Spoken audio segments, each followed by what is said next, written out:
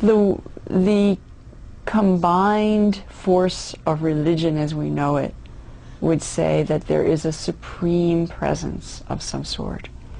I think the sheer numbers would not argue for an anthropomorphic understanding of the Supreme Being. And our scientific worldview makes that seem more remote, more mythic than ever before. And a supreme force can get interpreted in many different ways. Is it the force that started the Big Bang, or is it some force that still has an ability to worry about creation and worry about people and persons in creation? About that, I remember at 5 or 6 years old saying, I've got to be an atheist. How could this be true? And at 7 or 8 saying, oh no, intellectually, you've got to be an agnostic. You can't be an atheist. And ever since 5 or 6 and 7 or 8, my mind has played with the issue.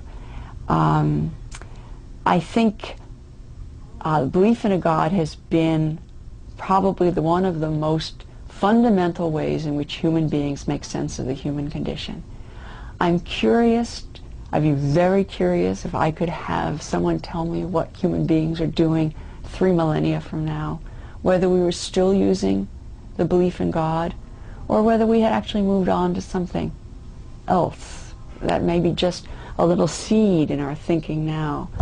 I don't know. And of course that means that I'm not tied to a belief in God. I don't know whether God exists.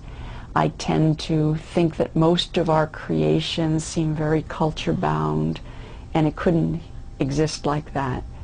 And I am intrigued with the project of facing the universe without a belief in God.